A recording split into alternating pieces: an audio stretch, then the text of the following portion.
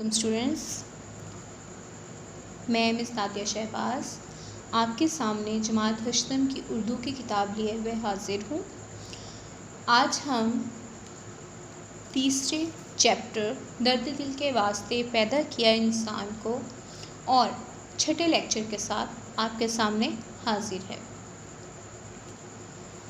کل ہم نے اس چیپٹر کی ریڈنگ کی تھی جو کہ آدھی تھی۔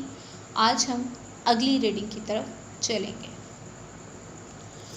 جی اسٹوڈنٹس، کل جب ہم نے ریڈنگ کی تھی پچھلے لیکچر میں، تو اس لیکچر میں ہم نے جو پڑھا تھا اس میں یہ بیان کیا گیا تھا کہ انسان میں اگر محبت، اخوت اور سخاوت کا جذبہ ہے، درد دل ہے، تو ہی معاشرہ جو ہے وہ ایک لڑی کی صورت میں رہ سکتا ہے، ورنہ معاشرے کا شیرازہ بکھر جاتا ہے۔ اسی طرح سے میر درد کا شعر تھا کہ درد دل کے واسطے پیدا کیا انسان کو، ورنہ طاعت کو کچھ کم نہ تھے کروبیاں۔ یعنی کہ اگر ہمارے اندر محبت، ایثار، قربانی کا جذبہ نہیں ہے تو پھر فرشتے بھی عبادت کے لیے کافی تھے۔ اسی طرح سے اگلے پیراگراف میں بتایا گیا تھا کہ اللہ تعالیٰ نے ہر انسان میں محبت، ایثار، قربانی کے جذبات پیدا کیے ہیں۔ کسی میں کچھ کم ہوتے ہیں اور کسی میں بہت زیادہ، اور وہ ہر وقت انسانی ہمدردی میں مگن رہتے ہیں۔ اس کے بعد حضرت عثمان غنی رضی اللہ تعالیٰ عنہ کا واقعہ بیان ہوا جب مدینہ میں خشک سالی اور قحط کا دور تھا اور تمام تاجر جو ہیں وہ منافع کمانے میں مگن تھے کہ انہوں نے 1000 اونٹوں کو قطار در قطار مدینہ میں آتے دیکھا اور وہ خوش ہو گئے۔ وہ اونٹ حضرت عثمان غنی رضی اللہ تعالیٰ عنہ کے تھے، اور ان سے جا کے جب تاجروں نے کہا کہ آپ ہم سے دوگنا منافع لے لیں اور ہمیں غلہ دے دیں، تو حضرت عثمان غنی رضی اللہ تعالیٰ عنہ نے فرمایا کہ مجھے تم سے زیادہ منافع مل رہا ہے۔ تمام تاجر حیران ہوئے، اور انہوں نے جب پوچھا تو حضرت عثمان غنی رضی اللہ تعالیٰ عنہ نے بتایا کہ مجھے میرے اللہ نے زیادہ نفع کا وعدہ کر رکھا ہے کہ 1 کے بدلے 10 کا۔ اسی طرح سے اب ہم جو پڑھ رہے تھے وہ جنگ یرموک کے بارے میں تھا، غزوہ تبوک کے بارے میں تھا کہ جب آپ صلی اللہ علیہ وسلم نے اللہ کی راہ میں مال و دولت دینے کا کہا تو حضرت عمر فاروق رضی اللہ تعالیٰ عنہ نے فوراً آدھا مال پیش کر دیا، جبکہ حضرت ابوبکر صدیق نے سخاوت کی بے مثل تاریخ رقم کر دی تھی۔ اب وہ کیسے کی تھی یہ دیکھیے، اب ہم پڑھتے ہیں۔ انہوں نے اپنے گھر کا سارا سامان لا کر رحمت دو عالم یعنی دونوں جہانوں کے لیے رحمت حضرت محمد صلی اللہ علیہ وسلم کے قدموں میں ڈھیر کر دیا۔ سرور کائنات صلی اللہ علیہ وسلم نے جب ان سے پوچھا کہ اے ابوبکر، گھر والوں کے لیے کیا چھوڑ آئے ہو، تو انہوں نے عرض کیا اللہ اور اللہ کا رسول صلی اللہ علیہ وسلم۔ صدیق اکبر رضی اللہ تعالیٰ عنہ کی اس عمل کی ترجمانی علامہ اقبال رحمۃ اللہ علیہ یوں کرتے ہیں: پروانے کو چراغ ہے بلبل کو پھول بس، پروانے کو چراغ ہے بلبل کو پھول بس، صدیق کے لیے ہے خدا کا رسول بس۔ سبحان اللہ۔ اگلے پیراگراف میں ہے: جنگ یرموک میں زخموں سے چور ایک زخمی کو جب ایک شخص پانی پلانے لگا تو اس نے قریب کراہتے ہوئے یعنی درد سے، تکلیف سے جیسے آوازیں نکلتی ہیں، دوسرے زخمی کو پانی پلانے کا کہا۔ جب پانی پلانے والا دوسرے زخمی کے پاس گیا تو اس نے تیسرے زخمی کو پانی پلانے کا اشارہ کر دیا۔ تیسرے زخمی تک جب پانی پہنچا تو وہ اسی اثناء میں یعنی اسی وقت شہید ہو چکے تھے۔ پانی پلانے والا واپس دوسرے زخمی کے پاس آیا تو ان کی روح بھی پرواز کر چکی تھی۔ جب پہلے زخمی کے پاس آیا تو وہ بھی دار فانی سے کوچ کر گئے تھے، یعنی اس فانی دنیا سے روانہ ہو گئے تھے، یعنی وفات پا چکے تھے، شہید ہو چکے تھے۔ نزاع کے عالم اور شدید زخمی حالت میں بھی صحابہ کرام رضوان اللہ عنہم اجمعین کا یہ ایثار اور قربانی بے مثال ہے۔ نزاع یعنی عالم موت میں۔ اسی طرح ہجرت مدینہ کے موقع پر انصاری صحابہ نے مہاجر صحابہ رضی اللہ تعالیٰ عنہم کی جس انداز سے مدد کی اس کی نظیر ملنا بھی مشکل ہے۔ ان واقعات سے ہمیں یہ سبق ملتا ہے کہ ہم ہر مشکل گھڑی میں اپنے ارد گرد بسنے والے انسانوں کی مدد کریں تاکہ ہمارا معاشرہ اور ہماری دنیا محبت اور امن و سکون کا گہوارہ بن جائے، یعنی جھولا بن جائے۔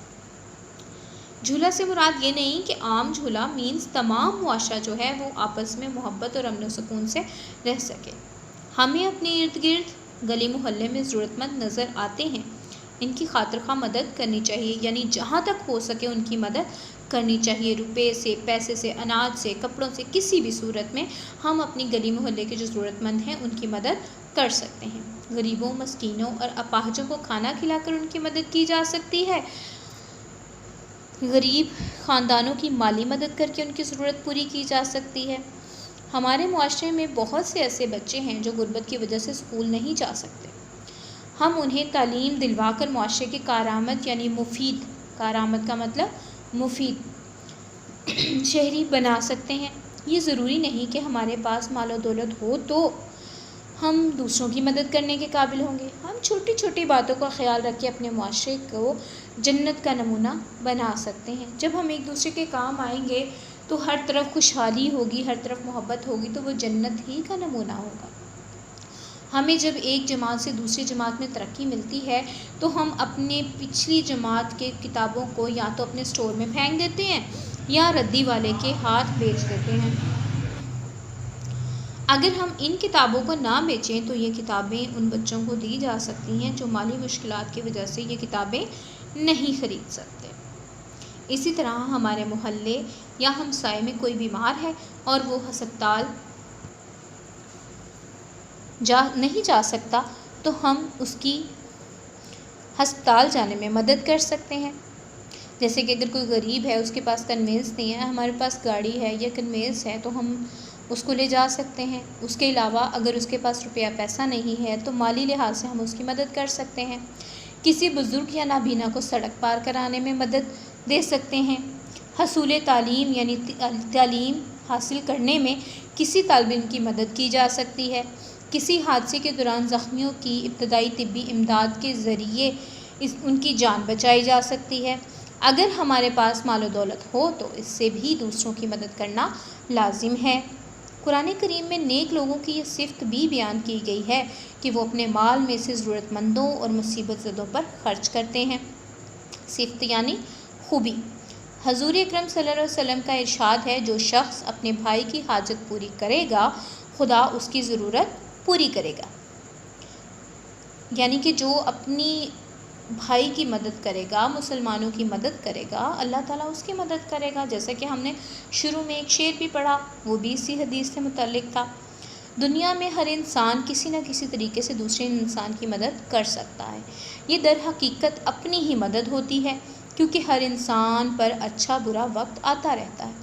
اگر ایک انسان آڑے وقت یعنی مشکل وقت میں دوسروں کی مدد کرتا ہے تو پھر جب اس پر کوئی مشکل وقت آتا ہے تو دوسرے بھی اس کی مدد کرتے ہیں۔ ہم ایک دوسرے کا خیال رکھیں گے تو دوسرے بھی مشکل گھڑی میں ہماری مدد کریں گے۔ اس سے باہمی بھائی چارے کو فروغ ملتا ہے، یعنی کہ بڑھتا ہے۔ باہمی بھائی چارہ یعنی آپسی بھائی چارہ بڑھتا ہے اور معاشرہ بھی ترقی کرے گا۔ دین اسلام بھی ہمیں یہی درس دیتا ہے، سبق دیتا ہے کہ لوگوں میں سب سے اچھا وہ ہے جو لوگوں کو فائدہ پہنچاتا ہے۔ ہمیں چاہیے کہ ہم ہر ضرورت مند کی مدد رنگ، نسل، زبان، مذہب اور علاقے کی تفریق کے بغیر یعنی فرق کے بغیر صرف اور صرف اللہ کی خوشنودی یعنی رضا کے لیے کریں۔ خدا کے بندے تو ہیں ہزاروں بنوں میں پھرتے ہیں مارے مارے۔ خدا کے بندے تو ہیں ہزاروں بنوں میں پھرتے ہیں مارے مارے، میں اس کا بندہ بنوں گا جس کو خدا کے بندوں سے پیار ہوگا۔ اس کے ساتھ ہی ہماری جو درسی کتاب کی کہانی نمبر 3 ہے، چیپٹر نمبر 3 ہے، اس کی ریڈنگ مکمل ہوتی ہے مشکل الفاظ کے معنی کے ساتھ۔ امید ہے کہ آپ کو اس کہانی کی سمجھ آ گئی ہوگی کہ کس طرح سے اسلام کی زندہ جاوید مثالیں ہیں کہ انہوں نے کس طرح سے اسلام کی راہ میں لوگوں کی مدد کی اور کس طرح سے اصرار و قوت و بھائی چارے کا عملی نمونہ پیش کیا۔ اس کے ساتھ ہی آپ سے اجازت چاہوں گی۔ اللہ حافظ۔ انشاءاللہ کل ملاقات ہوگی اگلے لیکچر کے ساتھ.